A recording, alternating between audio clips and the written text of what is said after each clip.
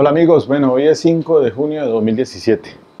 Muy bien, después entonces de haber hecho ese preámbulo sobre dogmática penal, ahora sí entonces entro a explicar más detenidamente este tema de la tentativa y la participación como dispositivos amplificadores del tipo. Usualmente entonces los tipos penales en nuestra legislación, por lo menos en la ley 599 de 2000, que es el Código Penal, pues define o sanciona las conductas. El que mate a otro, el que se apodere de cosa mueble ajena, en fin. Ahí están siempre definidos entonces las características de los tipos penales. Pero muchas veces no se alcanza a delimitar algunos tipos de comportamientos en los que se hace pues, la participación de otras personas. Ahí entonces entra el tema de la participación que define nuestra legislación pues, penal. El artículo que menciona estrictamente lo de la participación y el otro pues que habla de la coautoría y de la autoría. Pues bien, también está el artículo 27 que define el tema de la tentativa. Entonces comencemos con la tentativa hoy. Y así vamos a seguir entonces después con el tema de coautoría y participación, pues, para mirar, ustedes ven allí por lo menos en el cuadro, en la parte izquierda mía, está lo de la coautoría y allí hay dos radicados que tratan la jurisprudencia colombiana, el 27677 del 2008 y el radicado 29221 del 2009. Son temas fundamentalmente de la Sala de Casación Penal en el asunto de la coautoría. Bien, entonces, por eso era necesario hacer un preámbulo en relación con el tema de dogmática penal, para poder pues entrar a comprender un poco más el tema de la tentativa. Aquí tengo en el recuadro, en la parte superior aparece tentativa. Entonces hablamos de la tentativa idónea y para ello entonces se hace referencia a la que es acabada, inacabada y la desistida. Y en un segundo lugar está la tentativa inidónea o irreal, o más conocida como el delito imposible. En el recuadro central aparece el tema concretamente del esquema finalista de Hans Belzel sobre lo esencial en la determinación de la antijuricidad no es el que exista un desvalor de resultado, sino la existencia de un desvalor de acción. Eso lo necesitamos para poder entender entonces un poco más el tema de la tentativa. El funcionalismo sistémico o radical de Jacobs, en donde ahora solo se responde por las conductas o resultados que debo desarrollar o evitar en virtud de los deberes que se desprenden de la posición de garante. Entonces allí aparece lo que se ha definido o se ha determinado como competencia por organización y la competencia institucional. Ese es el ámbito de responsabilidad o las fuentes de posición de garantes para el sistema, para el funcionalismo. Pero podemos decir una cosa por adelantado. Para el funcionalismo sistémico, dice, en la tentativa, el injusto del hecho solo se diferencia de la consumación cuantitativamente, por el grado de desarrollo de la infracción de la norma, porque también exige los mismos elementos de la consumación, la creación del riesgo jurídicamente desaprobado y la realización del riesgo.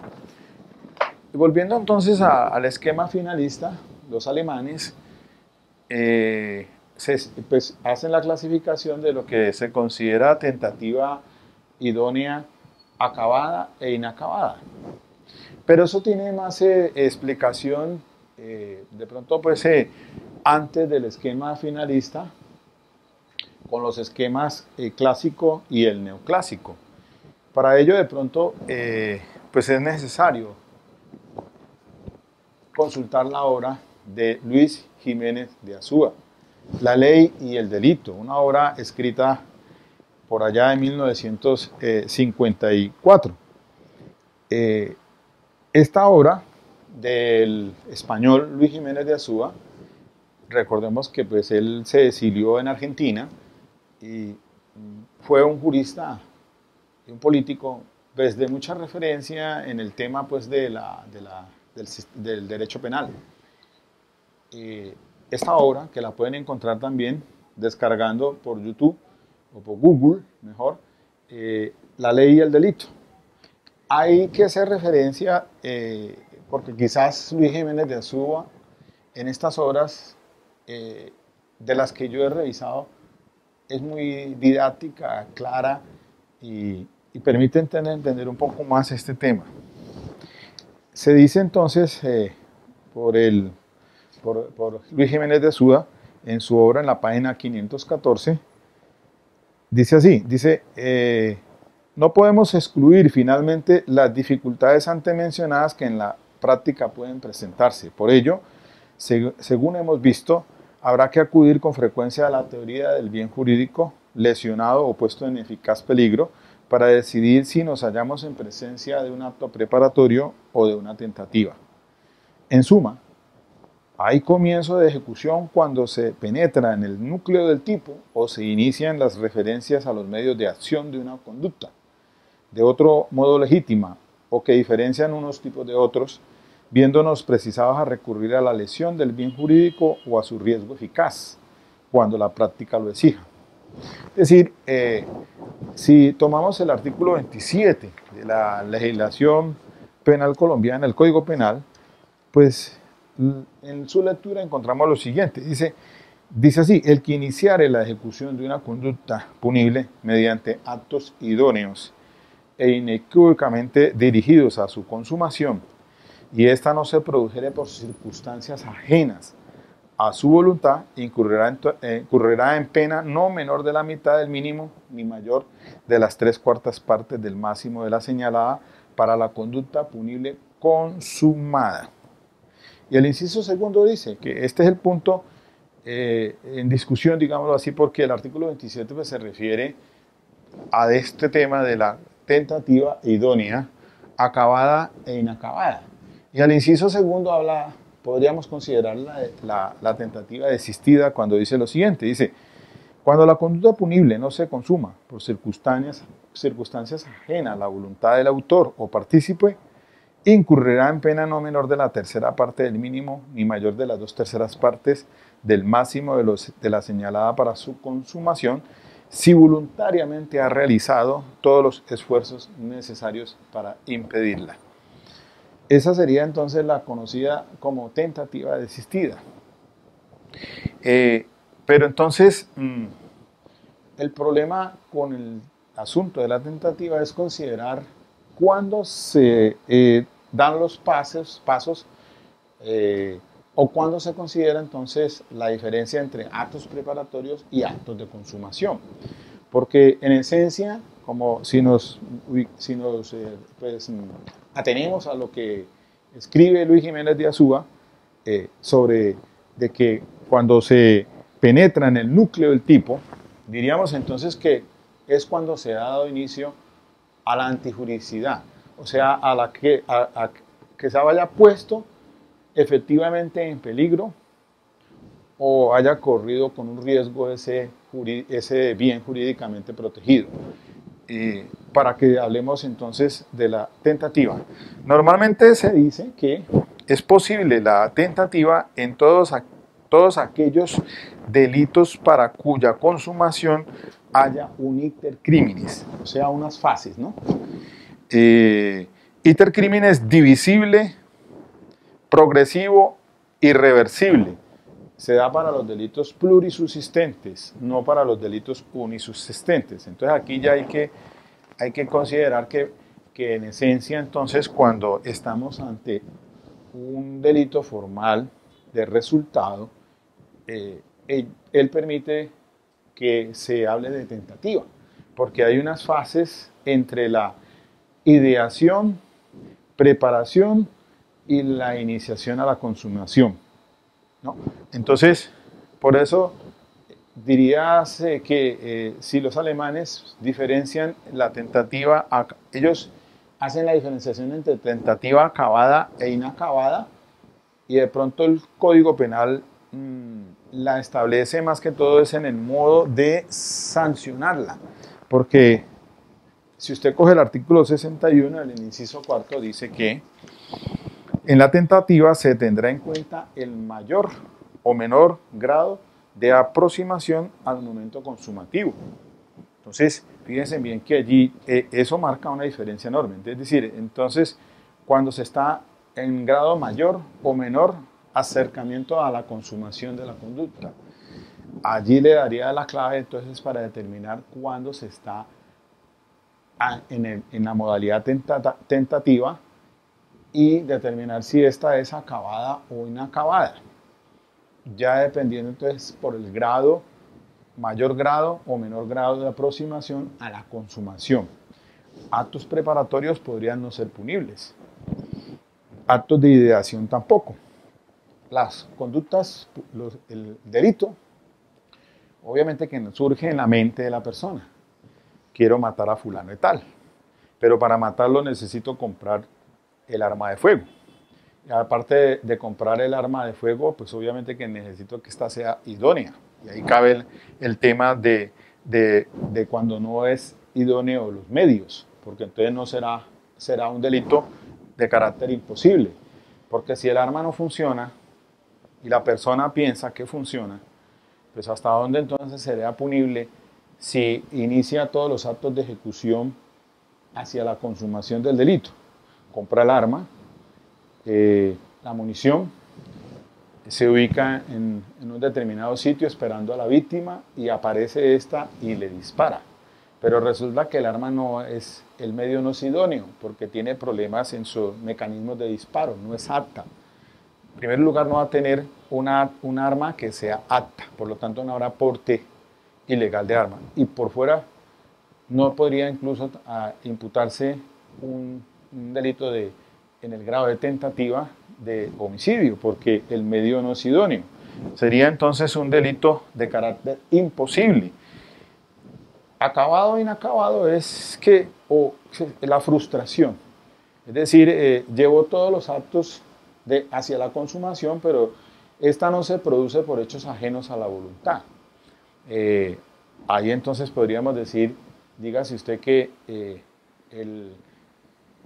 por motivos ajenos a la voluntad, porque apareció el policía y lo capturó al momento de ya esperar a la víctima y dar por pues, el resultado finalmente que es la lesión al bien jurídico de la vida. Entonces ahí se diría que ese es un delito frustrado o tentativa. Y según la fase de aproximación hacia la consumación podría ser entonces considerado como acabada o inacabada. De allí la sanción entonces que establece nuestra legislación penal colombiana en el artículo pues 61. El problema es en el inciso segundo, en la tentativa, el desistimiento, porque la norma dice pues que cuando la conducta punible no se consuma por circunstancias ajenas a la voluntad del autor o partícipe. Y dice aquí, si voluntariamente ha realizado todos los esfuerzos necesarios para impedirla. Entonces hay que comprender, y quizás Luis Jiménez de Azúa sí hace la diferenciación entre lo que es tentativa desistida del arrepentimiento. Porque una cosa, la tentativa desistida es que esta no se realiza o se frustra, no que dependa de la voluntad de la persona, sino ajena a la voluntad de la persona. Pero sería un contrasentido casi al decir pues la norma que voluntariamente ha realizado todos los esfuerzos necesarios para impedirla. Casuísticamente, pues es algo como no muy fácil de comprobar. Mejor sería hablar del arrepentimiento. La persona inició todos los actos preparatorios y resulta que se arrepiente. Entonces sí depende de su voluntad. Compró el arma. Y entonces se pone a pensar los efectos de la pena. Ah, pues es que me van a castigar con 25 años de prisión. Y si es en estado de indefensión, pues seguramente ya no son 25, sino 35. Entonces, ese arrepentimiento, ahí la cosa sí sería diferente, no es punible. Esa es la diferencia, entonces, fíjense que no es tan fácil cuando nos ubicamos en el inciso segundo. Ahora, si nos atenemos ante el esquema finalista, para ellos, si defienden es el desvalor de acción, entonces por eso para el esquema finalista, aún en el delito imposible era punible, por aquello de el peligro corso de que hablaba Carrara. Lo que se tiene es por la acción encaminada a ese desvalor, ya que se considera como determinante en la antijuridicidad y no tanto el resultado. Entonces, si nos ubicamos con el esquema finalista, pues vamos a decir que para ellos sí la tentativa es punible en sus diferentes aspectos. Obviamente que eso pues dio lugar pues recientemente a considerar, por lo menos ahora entendiéndolo desde el punto de vista del esquema funcionalismo radical de Jacobs, pues en una, como les acabo de leer al inicio, pues que también se tiene en cuenta ese el dolo de consumación, o por lo menos que se haya creado un riesgo jurídicamente desaprobado y se haya concretado en el resultado. Ahí están inmersos, digamos, los dos conceptos, del valor de acción y del valor de resultado. Si consideramos como la creación de un riesgo jurídicamente desaprobado, ese sería el desvalor de acción. Y el desvalor de resultado, pues es si ese riesgo se concreta realmente en el resultado. Entonces, pero igual, para los dos esquemas, se considera pues que la tentativa se mira es cuantitativamente por el grado de desarrollo de la infracción de la norma. Recordemos pues que el funcionalismo sistémico, pues lo que se castiga realmente o que se tiene en cuenta en esencia la sanción es comunicar que esa persona al quebrantar esa norma, entonces ahí estaría enfocado el funcionalismo sistémico. Entonces,